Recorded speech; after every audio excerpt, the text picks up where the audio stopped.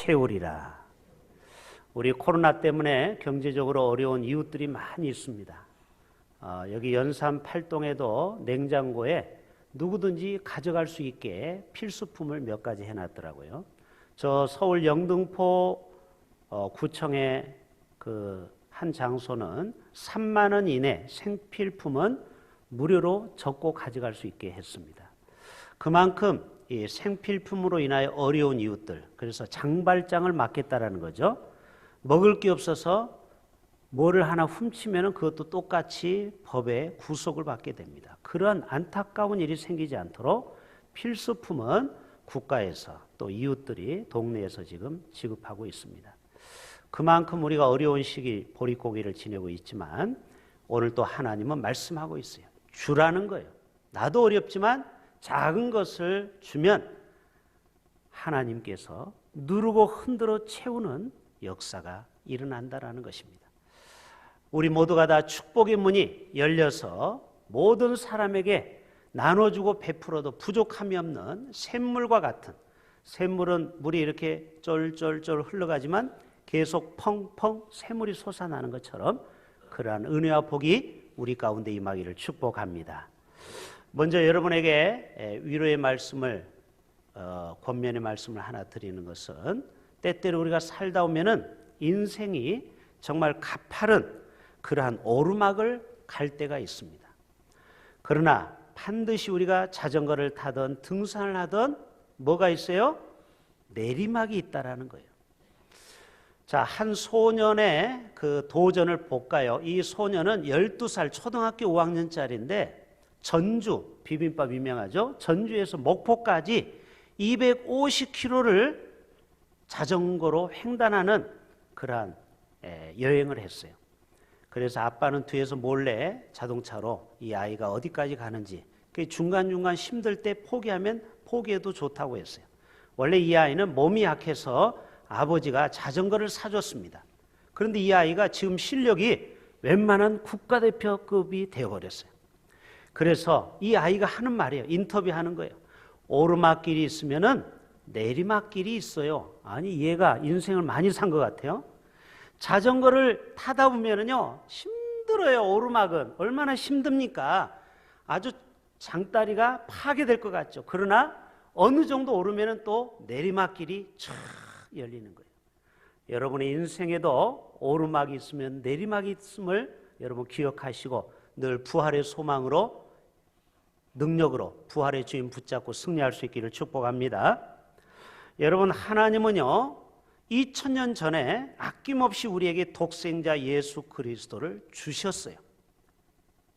예수님도 십자가에서 우리를 위해서 물과 피를 다 주셨어요. 아낌없이. 오늘 말씀에 보면은 주라는 말씀으로 시작이 되는데요. 이 37절에 보면은 용서하라 그리하면 너희가 용서를 받을 것이요. 여러분, 꼭 물질적인 것만 주라는 게 아니에요. 용서도 주는 거예요. 용서도 하는 거예요. 그리고 친절도 베푸는 거죠. 이게 주는 거 아닙니까? 줄 게 많아요. 돈 없어도 남에게 사랑을 줄 수도 있죠. 또 우리가 이웃들에게 뭐를 받으면은 우리가 또 그 사랑을 베풀어요. 저도 가끔 이렇게 성도들로부터 사랑을 받으면은 그것을 제가 또 베풀어요. 또 교육자나 또 필요한 사람에게 다시 돌려줍니다. 여러분, 세상의 물질은요 어차피 돌고 도는 거예요. 여러분, 옆집에 누가 이사 왔어요? 그래서 떡을 갖다 줘요. 여러분, 그러면 그 접시 돌려줄 때 그냥 줍니까? 뭐라도 담아주잖아요. 옛날에 사과 하나를 제가 옆집에 줬어요. 근데 그분은 토마토를 3개를 담아주더라고요. 여러분, 남는 장사입니다. 주는 거는 절대 손해가 아니에요. 내가 하나를 주면요 받는 사람은 감사해서 2개를 주는 거예요. 그래서 여러분, 주기를 좋아하는 사람은요 하나님이 부족함이 없는 삶을 사는 거예요. 왜? 더 많은 것이 채워지니까. 이게 하늘의 영적인 비밀인 줄로 믿습니다. 지금은 파종, 씨 뿌리는 계절이죠. 자, 한번 보여줘 보세요. 자, 이렇게 지지대를 세워서 뭐 고추나 토마토나 여러 가지를 심죠. 자, 그런데 신기하게도요 무엇을 심느냐에 따라서 열매를 거두는 거예요. 토마토는요, 모종 하나를 심어도요 50개, 100개가 열리는 거 아십니까? 아니, 그 작은 것에서. 콩 심으면은 뭐가 나요? 콩이 나죠. 자, 그림 한 번 더 보여주세요. 자, 우리가 무엇을 심느냐가 중요한 거예요. 팥을 심으면 팥이 나죠. 기도를 심으면 응답을 열매로 얻습니다. 말씀을 심으면 성취를 얻게 되는 거예요. 인내를 심으면 소망을 얻게 되는 거예요. 찬양을 심으면 기쁨을 얻게 되는 거예요. 용서를 심으면 용서를 거두고, 친절을 심으면 친절을 거두고, 사랑을 심으면 사랑을 거둡니다. 감사를 심으면 감사의 조건이 더 많아져요. 긍휼을 베풀어 봐요. 다른 사람에게 긍휼의 열매를 얻게 되는 것입니다. 예, 들어가도 돼요. 누가 4월을 잔인한 달이라고 했습니까? 아닙니다. 5월입니다. 보통 4월을 잔인한 달이라고 하잖아요. 왜 5월이 잔인한 달이에요? 지출이 많은 달이 5월이요. 청첩장도 날라오죠. 또 어버이날이 있죠. 어린이날이 있죠. 스승의 날이 있죠. 우리가 나가는 게 많아요. 그러나 여러분, 부모에게 나가는 것이 아깝다고 생각합니까? 나도 어렵지만 부모님의 은혜를 우리가 드려보세요. 부모님이 다 기억하고 있어요. 그래서 여러분, 부모는 자식에게 받은 것보다 더 많은 것을 남겨주고 가지 않습니까? 또 우리가 자녀들을 사랑으로 돌봐요. 많은 것을 투자하죠, 자녀들에게. 여러분, 이 자녀들이 철이 없을 때는 모르지만 얘네들이 철만 들면요, 우리가 자녀에게 투자한 거, 베푼 거, 더 많은 것을 부모에게 효도할 줄로 믿습니다. 우리 다음 세대를 위해서 우리 당회에서 과감하게 우리 비전센터 4층 중고청년부에 우리가 빔 프로젝트를 새 거를 하나 집어넣었죠. 지난주 금요일 날 우리 원데이 할 때 오신 분들은 보시면 그 영상이 이 본당에서는 약간 흐릿한데 거기는 얼마나 선명한지 꼭 텔레비전을 보고 있는 것처럼 집중, 몰입이 되더라고요. 예배 시간에. 전자드럼도 새 것을 설치해가지고 소리가 아주 명쾌하게 잘 나옵니다. 이게 뭐냐? 주는 거예요. 다음 세대에게 아낌없이 투자하는 거예요. 우리 본당도 우리 당회에서도 생각하고 있어요. 몇 년 안에 우리가 리모델링을 할 계획을 가지고 있어요. 그러면요, 이 조명, 또 여기 음향, 또 이 빔 프로젝트가 아주 최첨단이 들어오면은 우리 교회가 처음 온 사람이나 젊은이들이 이 교회에 계속 머무르고 싶은 욕구가 생길 거예요. 여러분, 백화점에 가면 그 백화점에 오래 있고 싶죠? 왜요? 우리 집보다 훨씬 좋으니까. 교회도 요즘은 잘 해놔야 돼요. 그래야 젊은이들, 안 믿는 사람이 그 교회를 떠나지 않는 것입니다. 여러분, 신명기 말씀을 한번 볼까요? 제가 몇 구절을 볼게요. 너는 반드시 그에게 줄 것이요, 줄 때에는 아까운 마음을 갖지 말래요. 내 하나님 여호와께서 내가 하는 모든 일과 내 손이 닿는 모든 일에 내게 복을 주신대요. 여러분, 선진국 미국이 왜 잘 사는지 아세요? 저들은 구제를 많이 해요. 가난한 자를 많이 도와요. 가난한 국가를 도와요. 유니세프라고 들어보셨습니까? 유니세프? 이게 뭐냐면 제2차 세계대전 때 피해를 입은 아이들이 있어요. 여러분, 전쟁이 나면은 두 종류가 제일 피해를 봐요. 여성은 전쟁통에 성폭행도 당할 수 있고 끔찍한 일을 많이 당할 수 있습니다. 어린아이가 부모를 잃을 수 있어요. 그러면은 이 아이가 먹고 살 일이 없어요. 그래서 전쟁고아를 먹이는 일이 바로 유니세프예요. 우리 교회에서 또 자매계를 맺은 월드비전 선교회라고 있죠. 그게 뭐냐? 우리나라 6.25 때 전쟁고아들을 미국에서 얼마나 많이 도와줬습니까? 여러분, 가난한 국가를 돕는 것은 하나님 앞에 복 받는 일이라는 거예요. 자, 욥기 31장 한번 볼까요? 욥도 이런 고백을 했다고요. 내가 언제 가난한 자의 소원을 막았느냐? 과부의 눈으로 하여금 실망하게 하였는가? 그래서 이 욥도 정말 가난한 이웃을 돌본 것을 볼 수가 있어요. 자, 시편 41편. 자, 가난한 자를 보살피는 자에게 복이 있다라는 거예요. 재앙의 날에 여호와께서 그를 건져준대요. 그리고 여호와께서 그를 지키사 살게 하시리니 그가 이 세상에서 복을 받을 것이라 주여 그를 그 원수들의 뜻에 맡기지 마소서. 하나님은 왜 이렇게 가난한 자에 집착을 하는 줄 아세요? 하나님은 연약한 자, 가난한 자, 헐벗은 자, 사회 약자층을 하나님이 도와주지 않으면 그들이 죽어요. 그러니까 하나님은 사랑이 많기 때문에 특별히 그런 자를 하나님은 긍휼히 여기시는 겁니다. 자, 잠언 19장 한번 보여주세요. 같이 읽어볼까요? 시작.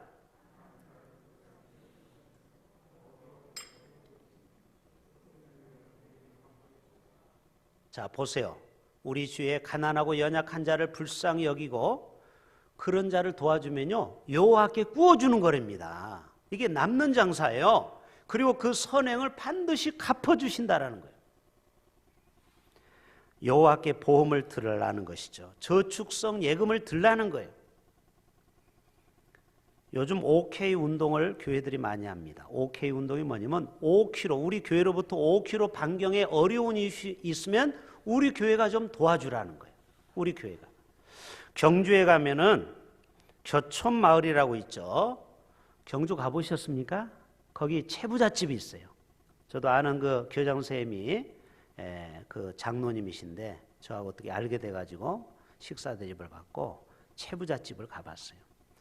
거기에 옛날 채부잣집은 99칸인 거 알죠? 집이? 그리고 만석군이에요. 만석에 쌀이 있어요. 근데 가훈이 있어요. 그 지역에 백리 안에 굶어 죽는 사람이 없도록 하라. 이게 채부잣집 가훈이에요. 백리면은요 무려 40km입니다. 그 경주 안에 40km에 있는 사람은 우리 부자가 책임지자라는 거예요. 그래서 이 부자가 400년을 부를 누렸습니다. 12대. 보통 부자가 몇 대? 3대가 못 간다. 그런 말이 있죠. 재산관리 잘못하면 쫄딱 망하죠. 그런데 이 부자는 400년을 부를 누렸어요. 이게 뭐예요? 오블리지 노블리주죠. 오블레스 노블리주. 부자로서 당연히 의무를 다하는 겁니다. 여러분, 동부시찰에 반여록교회라고 있어요. 이재하 목사님이 계시는데 최근에 이렇게 상가교회를 또 상가교회로 옮겼어요. 그런데 이 목사님이 저하고 이제 동갑이라서 친하게 지내는데 어제 사모님이 뇌종양으로 쓰러졌습니다. 지금은 의식이 없다고 그래요. 제가 너무나 가슴이 아파서 어제도 그 카톡을 보고 기도를 했는데 이 교회하고 우리 교회하고 내비로 찍어봤어요. 그랬더니 4.2kg더라고요. 아, 내가 좀 도와줘야 되겠다. 아까 5km 운동한다고 했죠? 내가 이 나라를 다 어떻게 돕겠습니까? 그러나 내가 5km 범위 내에서 어려운 개척교회 목사님이 어려움을 당하면 도와주는 마음을 갖는 게 지극히 정상적이라는 거예요. 이게 바로 긍휼을 여기는 자는 긍휼한 여김을 받는다는 것입니다. 여러분, 전도서 11장에 보면 재미있는 말씀이 있어요. 전도서 11장. 너는 내 떡을 뭐에다가? 아니, 먹는 떡을 왜 물 위에 던지라는 거예요? 이게 뭐냐? 가난한 자에게 흘려보내라는 거예요. 왕하 6장에 보면은 재밌는 일이 있어요. 엘리사가 영감의 갑절을 받죠? 그렇죠? 스승으로부터 영감의 갑절을 받아서 요단강을 옷으로 치니까 쫙쫙 갈라졌어요. 그리고 선지생들이 막 몰려옵니다. 능력이 나타나니까. 그래서 교장이 됐어요, 엘리사가. 근데 학생이 너무 많으니까 집을 증축해야 돼요. 그러니까 산에 가서 도끼를 들고 나무를 하러 갑니다. 그런데 어느 날 이 신학생이 나무 하다가 도끼가 요단강에 뿅 빠져버렸어요. 이거는 빌려온 도끼라고 성경은 나와요. 옛날에는 빌려온 도끼를 잃어버리면 몇 배 갚아줘야 돼요. 가난한 신학생이 돈이 어디 있습니까? 그래서 교장 선생님, 엘리사님, 내가 도끼를 빠졌어요. 그럴 때 엘리사가 뭐 했어요? 나뭇가지를 꺾어다가 휙 던졌어요, 요단강. 근데 어떻게 됐어요? 도끼가 쭉 올라와요. 아니, 이런 내용이 나와요. 도끼가 떠오르는. 이게 뭐냐? 우리가 무엇인가 던져야 하나님의 기적이 나타난다는. 무엇인가 던지는. 마중물이라는 거 알죠? 펌프질 할 때 물을 좀 부어야 그 속에서 생수가 터져 나오는 겁니다. 우리의 사랑을 흘려보내는 것이 바로 여기에 있는 것입니다. 자, 마태복음 10장 한 구절 더 볼게요. 또 누구든지 제자 이름으로 이 작은 자 중 하나에게 뭐 하나? 짜장면 한 그릇, 탕수육 한 그릇, 뭐 한 그릇? 냉수 한 그릇. 여러분 집에 손님 왔는데 냉수 한 그릇 못 줄 사람이 어디 있겠어요? 그런데 여러분 놀라운 일이 있어요. 상이 있대요. 우리가 물 한 잔 남에게 주어도 이건 누구에게 한 거예요? 주님께 한 것이라고 말씀하고 있어요. 주님께. 여러분 이스라엘은 큰 호수가 2개가 있습니다. 그런데 거기는 이스라엘 내륙이라서 바다로 알고 있어요. 왜? 워낙 호수가 크기 때문에. 그 바다가 뭐예요? 갈릴리 호수를 갈릴리 바다라고도 칭하고 사해 호수를 사해 바다라고도 칭해요. 자, 한번 보여줘 보세요. 성지순례 여기 몇 번 다녀오신 분들은 아실 거예요. 자, 갈릴리 바다는 저 위에 헐몬산에서부터 물이 흘러내려요. 헐몬산은 약 2814m예요. 백두산은 2750m입니다. 그러니까 거의 백두산하고 비슷해요. 그러니까 여러분 헐몬산 기억하면 백두산하고 높이가 비슷하다 기억하시면 돼요. 굉장히 높죠. 거기서 물이 흘러내려와서 갈릴리로 모이는 거예요. 그리고 이 갈릴리의 물이 요단강으로 흘러가는 거예요. 그러니까 갈릴리 바다는 항상 푸르러요. 그래서 얼마나 많은 물고기가 여기서 논이는지 어부들이 갈릴리 바다에서 고기를 잡고 먹고 살아요. 베드로도 마찬가지예요. 근데 왜 이 바다가 파래요? 받은 물을 가지고만 있지 않고 흘러보내기 때문에 항상 물이 푸르고 살아있는 물이에요. 근데 그 밑으로 쭉 내려오면 사해바다가 있어요. 사해호수. 여기는 갈릴리 바다보다 3배가 더 커요. 갈릴리 바다는 사해바다보다 더 적어요. 3분의 1로 좁아요. 그런데 갈릴리보다 훨씬 사해바다가 3배가 큰데 이 바다는 죽은 바다가 되어버렸어요. 그래서 죽을 사자를 쓰는 거 아닙니까? 사해, dead sea. 그래서 소금만이 나오는 바다가 되어버렸어요. 생명체가 살 수가 없어요. 물고기가 단 한 마리도 없습니다. 여러분은 갈릴리 바다처럼 신앙생활을 하시렵니까? 사해 바다처럼 하시렵니까? 갈릴리 바다는 받은 것을 흘려보내는 거예요. 자주 흘려보내는. 그러면은 날마다 하나님이 누르고 흔드는 역사가 있다라는 것입니다. 여러분 이 영적인 진리가 얼마나 우리에게 큰지 몰라요. 우리는 생각해요. 내가 부지런히 모아야지. 여러분 40대가 얼마나 힘듭니까? 40, 50대. 그 아파트 융자 얻어서 갚니라고 정말 허리가 휘죠. 이해는 가요. 또 자식들 교육 한번 시키려면요. 학원비가 50만 원, 80만 원 들죠. 그러면서 교회에다 헌금하랴 정말 힘든 삶을 현대인들은 사는 거 저도 인정합니다. 그러나 여러분 일평생 그렇게 살다 가시렵니까? 주님이 우리를 이 땅에 보냈을 때는 한 영혼을 살리고 세우도록 우리를 불러주신 거예요. 우리의 물질이 작지만 이걸 흘러가기를 원하는 거예요. 그래야 이 세상이 또 다른 생명이 살아나는 것입니다. 어떤 사람은요, 이 축복의 물줄기가 막혀버린 사람이 있어요. 저도 목회를 30년 하다 보니까요, 우리 성도들 삶을 대체로 딱 보면 견적이 나와요. 답이 나와요. 왜 저 성도는 계속해서 인생이 안 풀릴까? 왜 저 성도는 하는 일마다 잘 될까? 뭔가 원인이 있는데 그것은 바로 축복의 문이 막혀있는 사람이 있다라는 거예요. 그것을 제가 3가지로 말씀드릴게요. 잘 들어보세요. 왜 우리 가정의 물질이 항상 쩔쩔매는지. 첫째는 물질의 축복의 문이 막힌 사람은 나눌 줄 모르는 사람이 있어요. 마스크가 요즘 구하기 어렵잖아요. 그런데 내가 우연히 어디 마스크를 많이 구했어요. 그러면은 정말 필요한 이웃들에게 좀 나눠주면 얼마나 좋아요. 우리 교회도 마스크가 못 구한 사람에게 좀 베푸는 거예요. 평생 받기만 좋아하는 사람이 있어요. 그리고 주는 거에 인색한 사람이 있어요. 그런 사람은 보세요. 정말 축복의 문이 열리지 않습니다. 서울 동대문구의 청량리에서 일평생 과일을 판 할아버지 할머니가 계셔요. 91세, 83세 굉장히 많죠.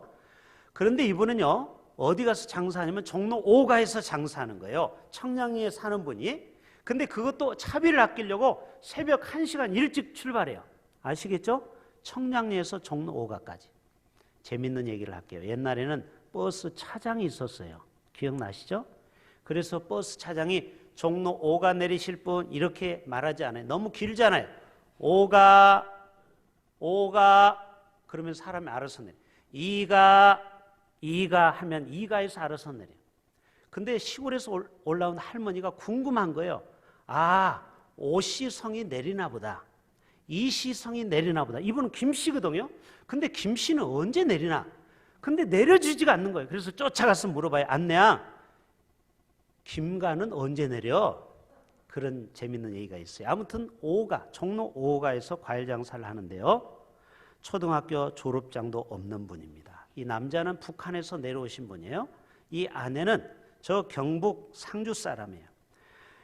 1976년도에 장사가 시작이 돼서 그래도 어느 정도 돈을 벌어서 조그마한 건물을 한 채 삽니다. 그리고 이분은 절대 옷을 산 적이 없어요. 다 남이 준 옷을 물려받아 입는 거예요. 검소하게 살았어요. 그리고 환갑 7순 8순 잔치도 하지 않았습니다. 그리고 마침내 청량리에 건물이 8채가 있게 됐어요. 그리고 이 건물의 값을 환산해 보니까 무려 400억이 되는 거예요. 400억. 근데 이분이 이것을 자녀에게 남겨줬느냐? 아니요. 대학에다가 100% 갖다 줬어요. 자, 고려대학 나오세요. 자, 옆에 총장과 부총장이 막 좋아가지고 입이 막 귀에 걸려 있죠? 아니, 자기 학교에다가 발전기금을 400억을 갖다 주니까 얼마나 좋겠어요. 이 어르신이 자기는 배우지 못한 한 때문에 앞으로 대학에서 등록금 때문에 고민하는 사람 없도록 전 재산 8채 환산해 보니까 400억을 아낌없이 주고 떠났습니다. 얼마나 멋진 일입니까? 외국에는요, 이게 교회에서 돌아가실 때 재산을 교회에다가 많이 이렇게 드립니다.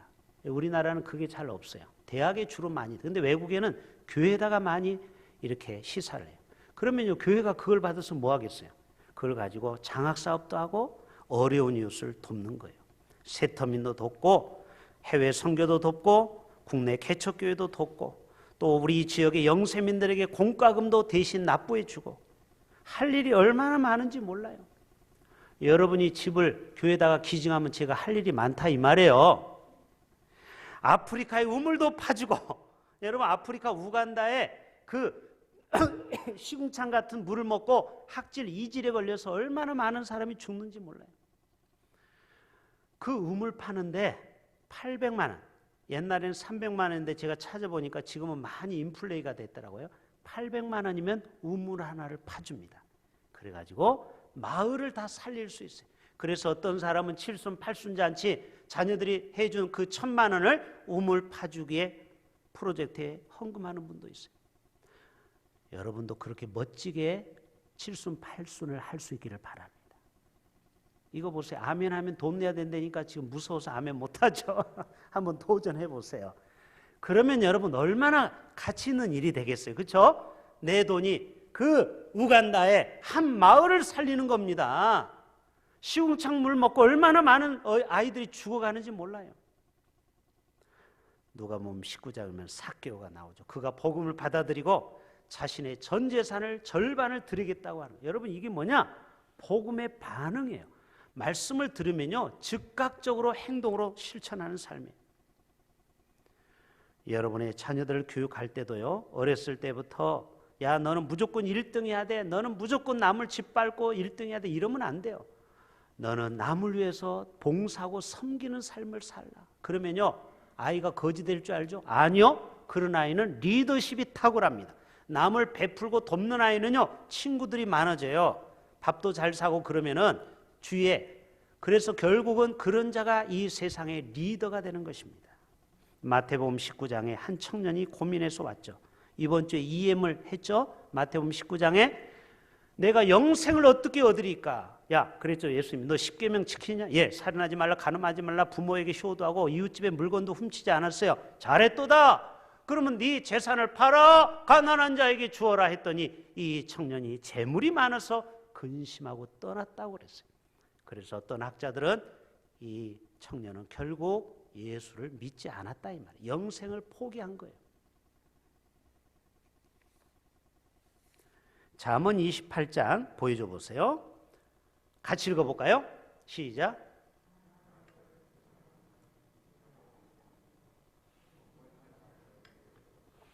보세요. 가난한 자를 구제하는 자는 여러분 이 땅에서 절대 물질 때문에 어려움 당하지 않겠다라는 거예요. 야, 이게 얼마나 놀라운 투자입니까? 이런 회사가 어디 있을까요? 에? 하나님 회사는 가능해요. 할렐루야. 가난한 이웃을 조금씩만 도와주세요. 그러면은 여러분의 삶이 궁핍함이 없다라는 거예요. 돈 꾸러 다니는 일이 없다라는 거예요. 옛날에 이런 찬양이 있죠. 사랑은 참으로 버리는 거. 기억나세요? 후렴에 보면 이상하다 동저 한 입 움켜 잡으면 없어지고 쓰고 빌려주면 풍성해져 땅 위에 가득 차네. 그런 찬양이 있죠? 이상하게 돈을 움켜쥐면은 이상하게 쓸 일이 자꾸 생기는 거예요. 막 사건이 나는 거예요. 그래서 지출이 생기는 거예요. 그런데 평소에 나눠주기를 좋아하고 구제를 좋아하는 사람은 지출을 막아주시는 거예요. 그래서 막 천국에 이 땅에서도 차고 넘치는 복을 받는다라는 거예요. 마태복음 25장에 보면은 양과 염소의 비유가 나와요. 자, 양은 어느 편에 섰을까요? 빨리 얘기해 보세요. 어느 편? 우편. 무조건 좋은 것은 우편이에요. 우편. 여러분 악수할 때도 오른손으로 하죠. 왼손 하면 실례죠. 이 오른쪽은 권위를 얘기하는 거예요. 권위. 자, 우편에 쓰는 거예요. 자, 이 양은 천국 가는 거죠. 좌편에는 뭐예요? 염소가 쓰는 거예요. 자, 그런데 그 중에 심판자 앞에 섰을 때 얘기하는 거예요. 너는 왼편에 가라. 왜요? 내가 이 땅에서 굶주렸을 때 너는 먹을 것을 주지 않았고, 내가 헐벗을 때 옷도 주지 않고, 내가 병들었을 때 너는 찾아오지도 않고, 내가 옥에 갇혔을 때 너는 돌아보지 않았다. 아니 주님이 언제 나에게 와서 먹을 것 달라고 옷 달라고 했으면 제가 안 줬겠습니까? 아니다. 이 땅에서 작은 소자에게 한 것이 곧 나에게 한 것이로다. 여러분이 이 땅에 작은 사랑을 실천하면요, 그게 다 누구에게 돌아가는 거예요? 예수님에게 그 섬김이 돌아간다 이 말이에요. 그것을 다 하늘에서 기억하겠다라는 거예요. 작은 소자에게 여러분 오늘 또 선을 베풀 수 있기를 바랍니다. 그렇게 주면 하나님이 누르고 흔들어 채워주신다라는 거예요. 두 번째, 남을 대접하지 않기 때문에 축복의 문이 막혀요. 아브라함이 부지 중에 누구를 대접했어요? 천사를 대접했잖아요. 근데 이분이 천사인지 몰랐어요. 평소에 이 아브라함은 남을 잘 대접하는 은사가 있어요. 우리 교회도 보면 이게 대접을 잘하는 분이 있죠. 그 천사들이 뭐라고 했어요? 음식을 잘 먹고 앞으로 이 가정에 아들이 있을 것이다. 이삭의 예언을 했죠. 그런데 진짜 100세 이삭을 받았죠. 창세기 24장이면은 아브라함의 늙은 종이 나와요. 자, 아브라함이 이제 아들 이삭이 결혼할 때가 됐어요. 이제 결혼 정년기가 됐어요. 그때 걱정을 해가지고 종에게 야 너는 우리 족속에 가서 신부감을 구해와라. 근데 이 종이 떠나면서 하나님 앞에 기도해요. 하나님 내 길을 형통케 하소서.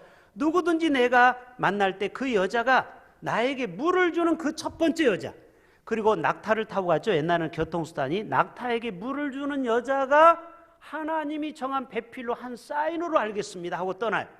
그런데 어떤 여자가 와서 이 늙은 종에게 물을 줍니다. 이 여잔가 좀 있다 낙타에게 물을 주는 거예요. 시키지도 않았는데 딱이구나. 하나님이 준 짝이구나. 그래서 이 여자를 데려가서 며느리로 삼았어요. 누구예요? 바로 리브가이죠. 리브가. 여러분 리브가는요 얼마나 큰 행운을 받은 줄 아세요? 이삭을 신랑으로 맞이한 거예요. 여러분 이삭은 성경에 보면은 그 블레셋 그 기근 가운데도 100배의 복을 받습니다. 그리고 이삭은요 야곱이나 요셉처럼 고생하지 않았어요. 그렇죠? 평탄한 삶을 이삭은 살아요. 성경에 보면은 이삭이 제일 고생을 안 했어요. 형통의 삶을 사는 거예요. 여러분 그 아내도 덩달아 복을 받지 않았겠습니까? 마지막 세 번째, 불통한 사람은요 축복의 문이 막힌 사람은 감사할 줄 모르는 사람이에요. 부모님께도 감사하는 사람, 밥을 먹어도 잘 먹었어, 맛있어, 이런 사람은요 아내가 그런 얘기 들으면 더 맛있는 걸 해주죠. 저도 집에서 밥을 먹을 때마다 맛있다, 맛있다, 최고다, 셰프가 따로 없네. 근데 진짜 저희 아내가 요리를 잘합니다. 여러분 안 드셔봐서 모르지만 웬만한 식당 거보다 훨씬 맛있어요. 여기 만나 식당 빼놓고는. 자, 아무튼 그래가지고 그러면 어때요? 아내가 더 맛있는 걸 또 고민해서 해주죠. 그런데 트집 잡는 사람이 있어요. 아이고 이거 쌀이 불었네, 이거 왜 이렇게 짜네, 이거 왜 이렇게 싱겁네. 식당에 가도 꼭 그런 사람이 있어요. 여러분 그러면요 옆에 앉은 사람도 밥맛 떨어지는 거예요. 혹시 돌이 있더라도 입에서 조용히 빼내고 머리카락이 있더라도 그냥 조용히 빼내야지 이걸 가지고 트집 잡지 마세요. 여러분 모든 일에 감사할 수 있기를 바랍니다. 그러면 하나님이 은혜 위에 은혜를 주시는 거예요. 제2차 세계대전 때 도시가 폐허가 됐습니다. 전쟁 나면 제일 어려움 당한 애가 바로 이 아이들이라고 했죠. 아이들이 부모가 전쟁통에 돌아가시면 어디 거둘 데가 없는 거예요. 그때 한 독일의 한 부자 노인 부부가 자기들이 자비량으로 빵을 만들어서 너희들 점심 몇 시에 오면 빵을 주겠다 소문내니까 애들이 막 떼거지로 몰려오는 거예요. 저들은 뛰어와가지고 제일 크고 맛있는 거를 낚아채 가는 거예요. 여러분 사람이 굶주리면 예의도 없어요. 그런데 항상 제일 마지막까지 조용히 남아있는 한 소녀가 있었어요. 근데 이 아이는 이제 제일 작고 보잘것없는 빵만 가져가는 거예요. 오늘만 그런 줄 알았더니 내일도 모레도 항상 그래요. 그리고 이 아이는 항상 고맙다고 폴도 인사를 90도 하는 거예요. 애들은 그냥 당연한 줄 알고 인사도 없이 가져가는 거예요. 항상 할아버지 할머니 고맙습니다. 그런데 어느 날 이 할머니 할아버지가 지혜를 짜내서 이 아이는 너무 우리가 귀한데 뭔가 이 아이에게 특별한 걸 선물해 주자. 그래서 빵을 만들 때 이 아이에게 금전 한 입을 거기다가 집어넣었어요. 물론 비닐로 쌌겠죠. 먹는 데 지장 없도록. 그래가지고 이 아이가 드디어 다 다른 애들은 제일 먼저 가져가고 인사도 없이 가는데 고맙습니다 하고 제일 마지막 허름한 빵을 작은 거를 가져가는 거예요. 집에 가서 봤더니 이게 뭐예요? 빵을 쫙 잘라봤더니 거기에 금전 하나가 나왔어요. 어떻게 됐어요? 이 아이는 정직한 아이잖아요. 쫓아와서 이게 뭐예요? 돌려주러 왔어요. 이게 우리 너희에게 주고 싶은 마음이다 해서 이 아이는 그 금전 하나로 그 생활고를 잘 견뎌냈다라는 이야기가 있습니다. 여러분 세상 사람도요 자기에게 감사할 줄 아는 사람은 뭔가 더 해주고 싶은 마음이 있어요. 여러분 날마다 하나님께 이 코로나 시대 어렵지만 그래도 우리는 감사를 찾으면 감사거리가 반드시 있을 줄로 믿습니다. 왜 없어요? 찾으면 반드시 나와요. 감사거리가. 그럴 때 우리의 삶에 갈릴리 호수처럼 날마다 푸르는 그런 하나님의 위대한 복이 누르고 흔들어 채우는 역사가 나타날 줄로 믿습니다.